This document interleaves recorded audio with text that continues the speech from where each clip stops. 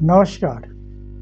जब भारत गुलामी की बेड़ियों में जकड़ा हुआ था, जब अंग्रेजी सत्ता के सामने झुक जाना ही समझदारी माना जाता था, तब एक व्यक्ति था जो झुका नहीं, टूटा नहीं और डरा भी नहीं।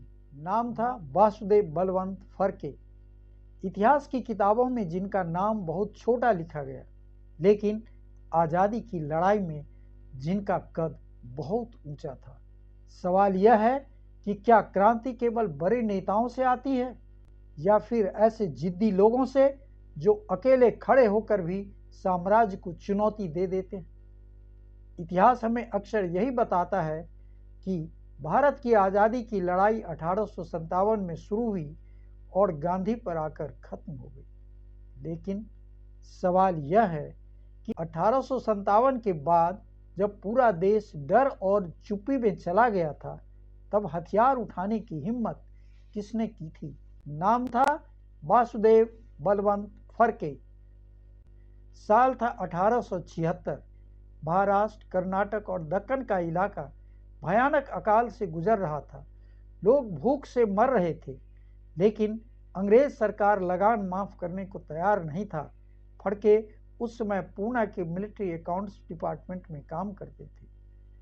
उन्होंने देखा कैसे अकाल के बीच भी अंग्रेजी खजाना भरने के आदेश आ रहे हैं। यहीं उन्होंने तय किया, अगर कानून गरीब को नहीं बचा सकता तो कानून तोड़ना ही धर्म है। उन्होंने नौकरी छोड़ी और यह कोई भावनात्मक फैसला नहीं था। फड़के ने रामोसी, भील, कोली और धनगर समुदाय के युवाओं को जोड़ा। ये वही समुदाय थे जिन्हें अंग्रेज जन्मजात अपराधी कहते थे, लेकिन फड़के जानते थे यही लोग जंगल, पहाड़ और गुरिल्ला युद्ध के असली जानकार हैं। 1877 में फड़के ने शिरूर, सुपा और दौड़ क्षेत्र में अंग्रेजी खजाने पर लगातार हमले किए। खड़कवासला के पास ब्रिटिश ट्रेजरी पर हमला, जहां से लूटा गया पैसा सीधे अकाल पीड़ित किसानों में बांटा गया। सवाल उठता है, क्या यह डकैती थी? नहीं, यह वही मॉडल था जो बाद में भगत सिंह और चंद्रशेखर आज़ाद ने अपनाया। रॉबिन हुड वाली। सतारा और अहमदनगर में मार्शल लॉ जैसी माहौल बना दिया गया।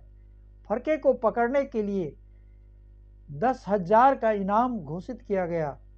उस दौर में यह रकम किसी राजा की सालाना आय से भी ज़्यादा थी। 1879 में एक करीबी सहयोगी की गद्दारी से फड़के गिरफ्तार हुए। मुकदमा चला, उन पर आरोप लगा ब्रिटिश साम्राज्य के खिलाफ सशस्त्र युद्ध। यही वह पल था जब भारत ने पहली बार क्रांतिकारी को राजनीतिक अपराधी के रूप में अदालत में देखा। सजा सुनाई गई, आजीवन कारावास और अंडमान की सेलुलर जेल।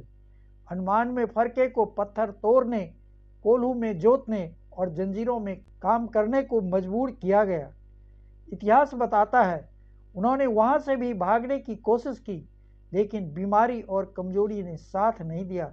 17 फरवरी 1883 वासुदेव बलवंत फड़के काले पानी में शहीद हो गए। कोई अंतिम भाषण नहीं, कोई सम्मान नहीं, कोई राष्ट्रीय ध्वज नहीं, लेकिन ध्यान दीजिए, बाल गंगाधर तिलक ने साफ कहा था, फड़के भारत के पहले क्रांतिकारी थे जिन्होंने स्वतंत्रता को एक सशस्त्र आंदोलन का रूप दिया। आज अगर हम क्रांतिकारियों को याद करते हैं तो सवाल खुद से पूछिए, क्या हम सिर्फ नाम याद करते रहे हैं या उनके जैसे साहस को भी जिंदा रख रखे हैं? वासुदेव बलवंत फड़के हमें सिखाते हैं, क्रांति भीख से नहीं मिलती, उसे छीनना पड़ता है। बाल गंगाधर तिलक से लेकर बाद के क्रांतिकारियों तक सब ने फड़के को प्रेरणा स्रोत माना। वे उस क्रांति की नींव थे जो आगे चलकर 1857 के बाद की सबसे सशक्त धारा बनी। आज जब हम राष्ट्र, धर्म, जाति और राजनीति में उलझे हैं, तो खुद से पूछिए, क्या हम उन लोगों के बलिदान के योग्य हैं?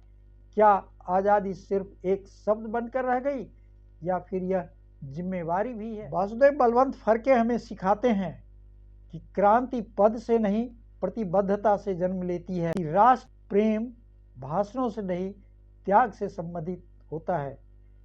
अगर यह कहानी आपको झकझोरती है तो समझिए फरके आज भी जिंदा है। बस सवाल इतना है, क्या हम उन्हें याद रखने लायक समाज बना पाए हैं? आप इस वीडियो को लाइक शेयर जरूर करें और कमेंट में अपने विचार अवश्य रखें। धन्यवाद।